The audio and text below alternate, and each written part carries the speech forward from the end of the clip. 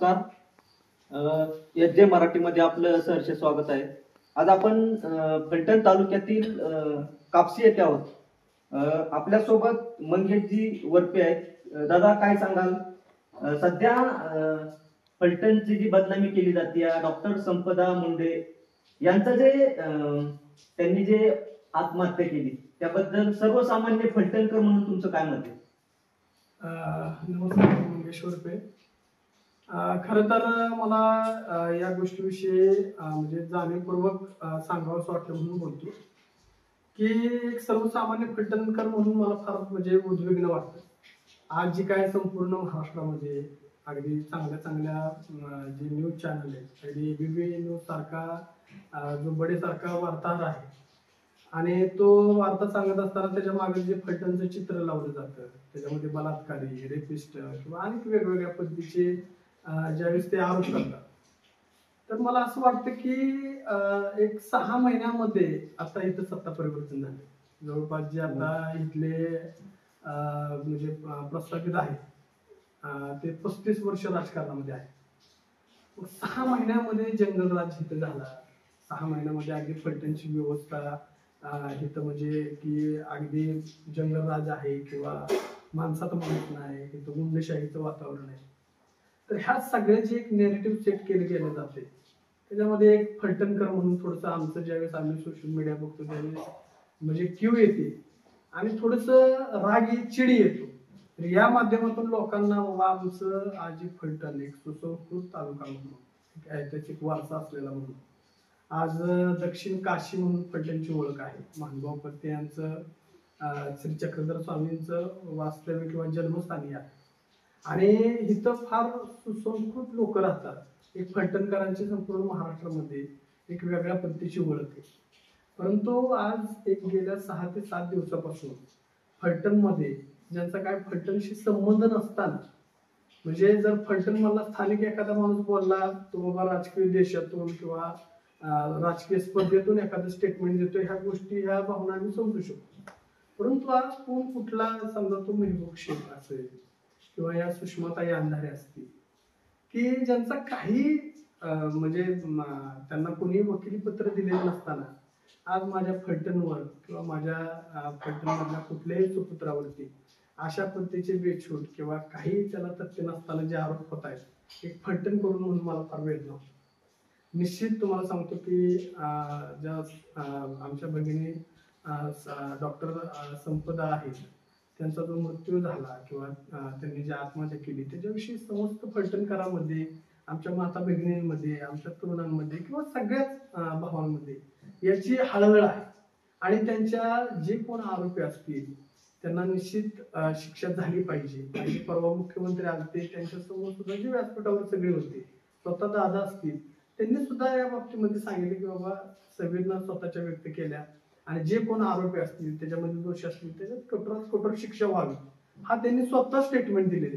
या सगळ्या गोष्टी घडलेल्या असताना त्या व्यक्तीला, त्या भगिनीला न्याय द्यायचं सोडून किंवा तिच्या प्रकरणाविषयी बोलायचं सोडून आज उगाच काहीतरी मीडियामध्ये फलटणच्या सगळ्या व्यवस्थेविषयी, राजकारणाविषयी किंवा दादांविषयी गलिच्छ आरोप करून त्यांची जी आज बदनामी केली जाते. आज जो काय एक फलटणकर म्हणून त्या इतक्या लोकांची म्हणजे आम्हाला चीड येते की तुम्ही इथं आला नाही किंवा तुम्ही ह्या सगळ्या गोष्टींची माहिती घेतली नाही की बाबा ह्या डॉक्टर जे रणजित दादा स्वतः असतील त्यांचं कर्तृत्व काय. आज त्या माणसानं 35 वर्ष जे प्रस्थापित आहे त्यांचं सगळा विषय मोडीत काढून महायुतीच्या माध्यमातून एक कर्तृत्ववान असा सचिन कांबळे पाटलासारखा आमदार या तालुक्याला आणला. ज्या 35 वर्षामध्ये फलटण हा विकासापासून इथं रस्ते चांगले नाहीत, लोक रोजगार अभावी तुम्हाला सांगतो वंचित आहेत. आता समजा माझं वय 40-42 वर्षे, आमची तर एक अख्ख्या पिढीची तुम्हाला सांगतो कत्तल झाली सर. की कुठलाही तुम्हाला सांगतो या तालुक्यामध्ये दिशा नसल्यामुळं किंवा स्थायी रोजगाराची संधी नसल्यामुळं ही आमच्यासारखी पिढी टिका फावडे घ्यायला किंवा जो मिळत तो रोजगार हे करून आम्ही आमची जीवन कुठल्या तरी पद्धतीने ऍडजस्टमेंट करून चालतो. पण जी येणारी पिढी आहे तिची स्वप्न मोठी. तिला त्यांना वेगानं पुढे जायचंय. आणि अशा धर्तीवरती मग इथली दळणवळणाची सुविधा असेल, त्या निमित्तानं मग गावाला जोडणारे रस्ते असतील, शेतबांधाला जोडणारे रस्ते असतील, मुख्य आमचा फलटण साताऱ्याकडे जाणारा रोड असेल, आसुपावरा सारखा रोड असेल, बारामती सारख्या त्या ठिकाणी जाणारा रोड असेल, औद्योगिक वसाहतीचं स्वप्न, रेल्वेच्या आणण्याचा विषय असेल, आणि सगळ्यात महत्वाचं आमची जी शेतजमीन होती तो बराचसा भाग डोंबलकवडीचा कालवा आला, पण आज कितीतर लोक पाण्यापासून तुम्हाला सांगतो वंचित आहे. नीरा दिवदर सारखा तुम्हाला सांगतो जो स्वप्नवत 23 वर्षापासून रखडलेला जो प्रकल्प आहे तो माणसानं रणजितदादाने जिवंत केला. आज डोंबलकवड्याला अतिरिक्त पाणी मिळावं म्हणून उतरवली तिथं आम्ही ग्रामस्थ मंडळी जाऊन आलो.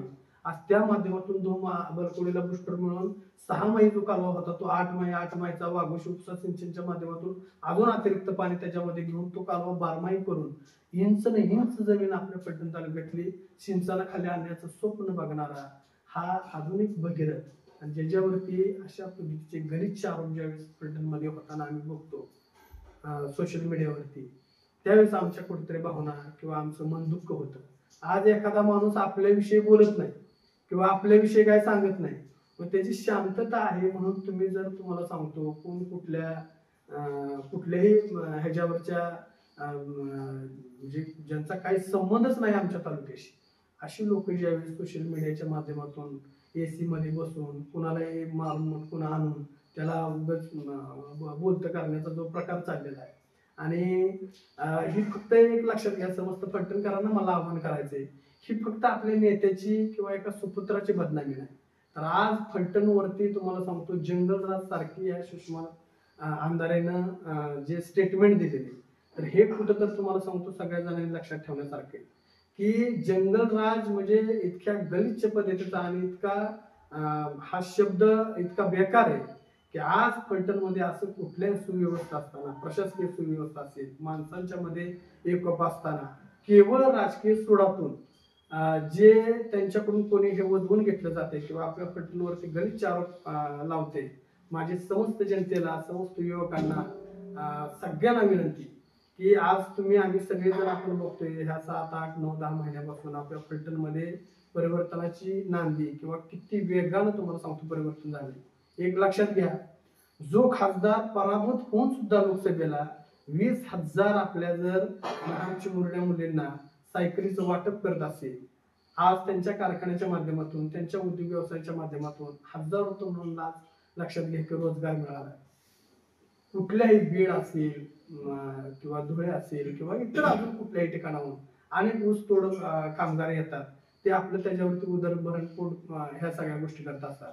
पण या गलिच्छ राजकारणाच्या ह्याच्यामध्ये आज 2 जिल्ह्यांमध्ये, 2 तालुक्यांमध्ये, 2 ऊस किंवा कारखान्यांमध्ये ही जी एक दरी निर्माण करण्याचं जाणीवपूर्वक काम चाललेलं आहे, ही कुठेतरी गोष्ट सगळ्या जणांनी विचारात घेण्यासारखी. मला फक्त एवढंच म्हणायचंय की राजकारण हे निकोप असावं, स्पर्धा ही मैदानात असावी, परंतु स्पर्धेत जिंकायचं म्हणून आपण दुसऱ्याला अशा पद्धतीचा चिखलफेक त्याच्यावरती करायची, आणि त्यांच्यावरती चिखल उडत असताना काही शिंतोडे आपलेही तोंडावरती उडतायत, याची सुद्धा थोडस मला असं वाटतं की जे कोणी ज्यांना वाटतंय की बाबा हा पक्ष भाजप पक्ष अडचणीत यावा, त्यांचे कुठेतरी जनाधार घटावा, तर असा काही उद्देश नाही. परवाच्या सभेनं दाखवून दिलं, जवळपास 70,000पेक्षा जास्त जनसागर त्या सभेला उसळला होता, आणि जनतेनं येणाऱ्या आगामी जे स्थानिक स्वराज्य संस्थांची निवडणूक असतील, जिल्हा परिषद असतील, नगर परिषद असेल, पंचायत समिती असेल, यामध्ये कुणाचा झेंडा किंवा कुणाचं सरकार येणार किंवा कोण लोकप्रतिनिधी निवडून येतील हे सगळं जनतेने ठरवलेलं आहे.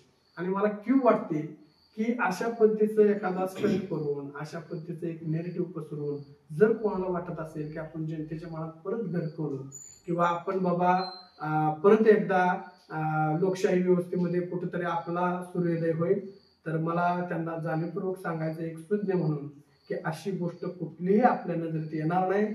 जनता ह्या झालेल्या चिखलफेकीमुळं किंवा झालेल्या फलटणच्या बदनामीमुळं तुम्हाला वेळ आल्यानंतर दाखवेल की जो फलटणचा रेशो होता, जो फलटणची संस्कृती होती, जो फलटणचा इतिहास होता, त्या फलटणची बदनामी करण्यासाठी जे काय आपण प्रोत्साहन इथून त्या लोकांना दिलेले वेळ आल्यानंतर जनता तुम्हाला सबक शिकवेल आणि अशा पद्धतीची चपराक तुमच्या बसेल की सुपडा साफ होऊन जाईल.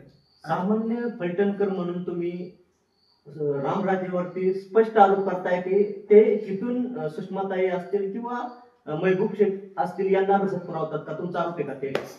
आरोप म्हणण्यापेक्षा एक लक्षात घ्या, जी वास्तव परिस्थिती आज मला तुम्ही सांगा, असं काय नाही की बाबा कोण गुगलवरती सर्च करून फलटणची हिस्ट्री जाणून घेईल. स्थानिक इथला कोणता तरी लोकप्रतिनिधी असेल किंवा स्थानिक कोणतरी विरोधक असेल की सुषमाताई अंधारे तर असं काय नाही की पुस्तक घेऊन बसलेत फलटणच्या की बाबा त्यांना सगळे हिस्टॉरिकल ह्या सगळ्या गोष्टी माहिती आहेत. आज अगदी छोट्या मोठ्या गावात फलटण तालुक्याचे ते जात आहेत, लोकांना उचलून त्यांच्या पायले घेत आहेत, त्यांना त्यांचे अश्रू पुसण्याचं ते काम करतायत. मग तुम्ही जर आज फलटणची जर अवस्था तुम्हाला आता इतकं सगळ्यांना अगदी भरून आले की फलटणमध्ये अशी अव्यवस्था आहे, मग तुम्ही इतके दिवस झोपला होता का? आज 7-8 महिन्यामध्ये तुम्हाला ही सगळी परिस्थिती किंवा ही अराजकता दिसायला लागली. 35 वर्ष तर ह्यांचं शासन आहे. 35 वर्षामध्ये हा चाललेला जंगलराज, त्या काळात कितीतरी अशा घटना घडल्या, त्या काळात तुम्ही सगळेजण कुठे होत्या? आज काय अशी परिस्थिती निर्माण झाली की बाबा सगळ्यांनी एकवटून आत्ताच असं घडतंय तसंच घडतंय, फलटण असंच आहे, अगदी फार इतके की शब्दात सांगायला गेलं तर म्हणजे कुठल्याही फलटणच्या नागरिकाला, सर्वसामान्य नागरिकाला चिड येईल आणि तो इतक्या गलिच्छ भाषेमध्ये, शिरवाळ भाषेमध्ये त्यांना बोलू शकतो. पण मी माझ्या भाषेला लगाम लागतो, कारण आमची फलटणची संस्कृती नाही, आमच्या नेत्याने तसे कुठल्याही कधी शिकवून दिली नाही. नेता आमचा व्यासपीठावर असतो किंवा आमच्या समोर मार्गदर्शन करण्यासाठी ज्यावेळेस मी त्यांना बघतो त्यावेळेस ते स्पष्ट म्हणतात की तुम्ही कोणाचा बदला घेण्यापेक्षा तुम्ही बदलाव घेऊन जा. आणि त्याच बदलावाचं स्वरूप आज फलटणमध्ये जवळपास 1400 कोटीपेक्षा जास्त कामं त्या दिवशीच्या सभेमध्ये लोकार्पित काही काम झाली, काही कामांचा शुभारंभ झाला. म्हणजे इतकं ब्रॉड विजन घेऊन की बाबा भविष्यात आपल्या तालुक्याला कुठल्या संसाधनांची गरज आहे, मग त्याच्यामध्ये रस्ते असतील, मी मगाशी तुम्हाला सांगितलं, दळणवळणाच्या सुविधा असतील, सर्व प्रशासकीय सुविधा, मग त्याच्यामध्ये शिक्षण कोर्ट असतील, आपल्याला लागणारा अद्ययावत ज्या काही सगळ्या गोष्टी त्या सगळ्या आणण्यासाठी हा माणूस कटिबद्ध पडतोय. आणि रात्रंदिवस ह्या सगळ्या गोष्टी करत असताना, हे सगळं परिवर्तन घडत असताना, मग त्यांचा इतिहास किंवा जनतेनं हे सगळं, आज जनता एक लक्षात घ्या, कन्व्हिन्स झाल्याशिवाय किंवा जनतेनं हा त्यांच्यातला जो चांगुलपणा आहे किंवा त्यांचं जी सर्वसामान्य गोरगरीब जनतेशी जी नाळ जुडलेली आहे, तर ह्याच भावनेतून लोकांना त्यांना संधी दिली ना. मग संधी दिलेली असताना अशीच जनता सगळ्या जणांना लोकशाही आहे लक्षात घ्या, कुणाला तुम्ही धमकावून किंवा कुणाला हे करून तुम्ही सत्ता बळकावू शकत नाही. आपल्या देशामध्ये लोकशाही आहे. पण जनतेनं आलोट प्रेम केलं त्यांच्या कामावरती, त्यांनी जी आश्वासनं दिली होती ती आतापर्यंत त्यांनी त्याची पूर्तता केली, म्हणून तर जनता त्यांच्या इतक्या दिवस मागे येणार. आणि आज केवळ एक हल्लेला ह्या लोकांचा जनाधार, मी कोणाचं व्यक्तिशः नाव घेणार नाही, पण ज्यांना कोणाला वाटतं की बाबा आम्हाला भविष्यात सत्ता मिळाली पाहिजे, सत्ता ही आमची मक्तेदारी, आमच्या शिवारती कुणाला जाऊ नाही. लक्षात घ्या, सर्वसामान्य कुटुंबातला माणूस आज कोण म्हणते की बाबा पुतळा उभारणार. मला असं म्हणायचंय, खरं तर पुतळे 100% उभारायला काय हरकत नाही, पण मला असं वाटतं की पुण्यश्लोक अहिल्या देवी होळकर आहेत, त्यांचा इतक्या दिवस कुठं पुतळा उभारण्याविषयी कोण एकत्र आल्याचं मला दिसलं नाही. आज शिक्षणाची जे आराध्य दैवत आपण मानतो सावित्रीबाई फुलांना, त्यांचे पुतळे उभारण्याविषयी तुम्ही कधी पुढे आला नाही. आणि आज बाबा केवळ हा एक मुद्दा की जेणेकरून तिथं जनतेची मनं कशी कलुषित होतील, आपल्या बाबा फलटण तालुक्याची बदनामी होती, त्याच्यामध्ये राजकीय आपली पोळी कशी बाजून घेता येईल, ह्या गोष्टीसाठी तुम्ही जे अशी बालिश कोण जे स्टेटमेंट देताय, तर फलटणचा जो शिक्षित वर्ग आहे किंवा जी जाणकार मंडळी, ते सगळ्या गोष्टी ओळखून आहेत आणि सगळ्या प्रत्येक फलटण तालुक्यातल्या सर्वसामान्य माणसाला सुद्धा कळते की जे काय आता फलटणमध्ये चाललंय राजकारणच चाललंय का तुमचं? 100% हे ह्याच्यामध्ये तुम्हाला सांगतो, एक लक्षात घ्या, मुद्दा काय, आज त्या भगिनीचा दुर्दैवी तिचा अंत झाला.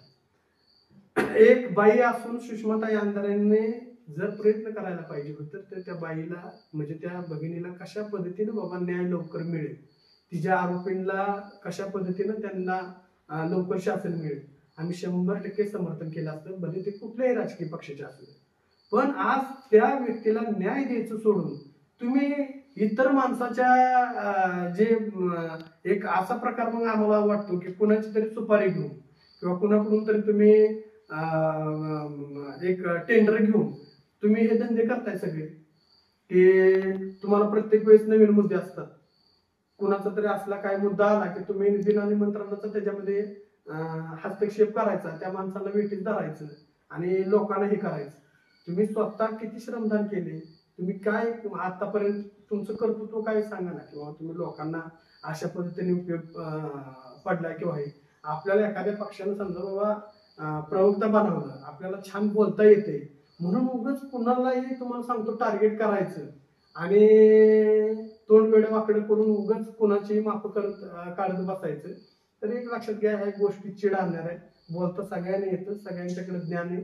आम्ही तुमचं बोलणं ऐकलेले का की तुम्ही तुमचे हिंदू धर्माबद्दल काय विचार आहेत, तुमचे सनातनी लोकांच्या बद्दल काय विचार आहेत, तुम्ही आजपर्यंत ज्या पक्षाच्या प्रवक्ते आहात त्याचे संस्थापक श्रद्धेय स्वर्गीय बाळासाहेब ठाकरे असतील त्यांच्याविषयी, त्यांच्या मुलांविषयी किंवा इतर सगळ्याच राजकीय पक्ष किंवा पुढाऱ्यांविषयी तुम्ही काय गरज उकलेली आहे ते आम्ही सगळी तुम्हाला सांगतो बघितलेली आहे. जनता कुठली गोष्ट विसरत नाही. फक्त काय झाले, मीडियावाल्यांना एक लक्षात घ्या मुद्दा पाहिजे असतो. आणि मला मीडियामध्ये पण मागाशी मी त्या बड्यांचं उदाहरण घेतलं की मला त्या लोकांना सुद्धा ह्या माध्यमातून सांगायचंय की ठीक आहे की आपल्याला छान बोलता येतं, आपण कदाचित चांगली न्यूज लोकांना सांगत असतात, लोकांच्या काळजाला हात घालत असाल. बडे साहेब एक लक्षात घ्या, सर्वसामान्य माणसाचा आधार हे जनलोकप्रतिनिधी असतात. प्रत्येक वेळेस त्यांच्यावरती गरळ ओकून किंवा चिखलफेक करून लक्षात घ्या जनतेच्या मनात घर करता येत नाही. जनतेच्या मनात घर करण्यासाठी लोक दिवस रात्र तुम्हाला सांगतो स्वतःचा संसार बाजूला ठेवून सर्वसामान्य जनतेसाठी झटत असतात.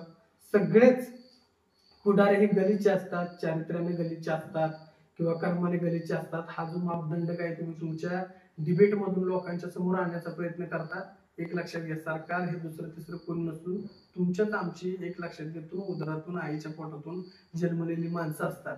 आणि हीच जर माणसं अशाच पद्धतीची जर सगळी असती तर एक लक्षात घ्या लोकशाही चालली नसती. सगळ्यांनी एकमेकाला ओरबडून किंवा एकमेकाला तोडून खाल्लं असतं. बडे साहेब लक्षात घ्या, तुमच्या नावाप्रमाणे तुम्ही बडे आहात किंवा तुमची भाषा सुद्धा खूप चांगली वाटते.